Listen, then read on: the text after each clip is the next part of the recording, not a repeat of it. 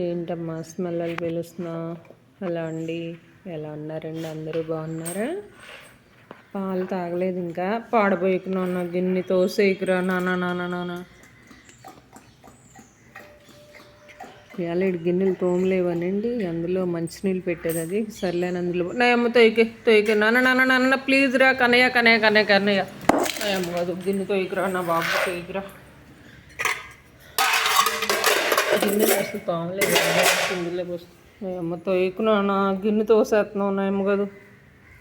చూడండి, సంక్రాంతికి వండిన అరిసెలు డబ్బాలో పెట్టి ఏదో అరలో పెట్టేశానండి. నేను అప్పుడు 2 డబ్బాల్లో పెట్టి వాడేసాను, కానీ ఈ డబ్బా అసలు చూసుకోలేదండి. ఇవాళ డబ్బాలన్నీ తోందామని చెప్పేసి, తప్పు నన్ను తినకూడదు వాంతులు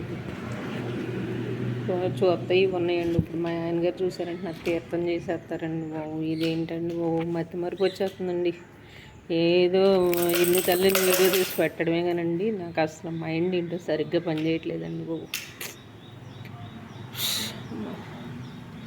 ఏంటో ఈ చికాకులు నేను అసలు ఇంట్లో అండి ఏమన్నా ఉంటే అస్సలు ఉంచనండి. ఎందుకంటే ఎవరు వస్తే వాళ్ళకి కంపల్సరీ పెట్టేస్తాను. నాకు అలా ఇష్టం అనమాట.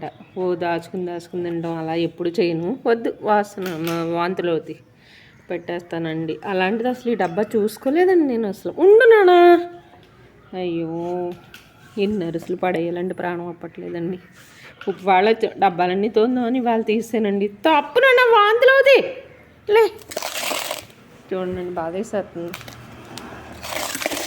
ఈ మధ్య మరీ మధ్య మరుపు వచ్చేస్తుందండి.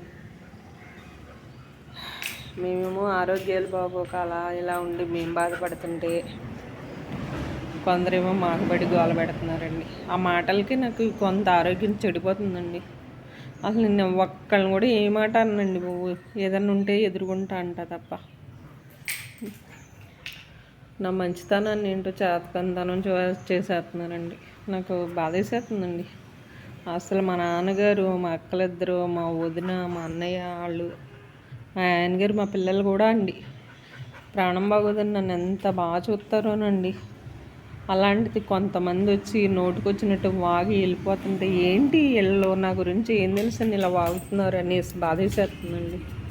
తెలిసి మాట్లాడాలండి. ఎవరు ఏదో చెప్తే పట్టుకుని మాట్లాడడం చాలా తినకూడదు నాన్న. ఈ పిచ్చి పిచ్చి స్మెల్ వస్తుందంటండి. అందుకని చూడండి, నిజంగా చేతులారా ఎన్నో అండి, ఎన్ని పోతున్నాయో అమ్మో. అసలు నేనండి ఏదన్నా ఇంట్లో బిస్కెట్ ప్యాకెట్ ఏదన్నా ఉన్నా కనీసం కోతమ్మలు వచ్చినా పెట్టేస్తానండి. అలాంటిది డబ్బా చూసుకుని చావలా.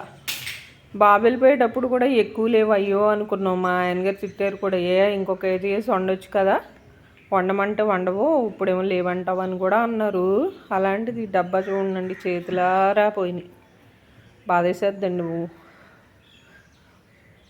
అదే ఎవరికన్నా పెడితే చక్కగా తింటారు కదండి ఇంట్లో. నేనైతే అరిసి సంక్రాంతికి అసలు ముట్టుకోలేదండి. చెప్పాను కదా, ఇన్ను తల్లి నన్ను 4 సార్లు నొక్కేసిందండి, చేతులు పట్టుకుని కొరికేసింది.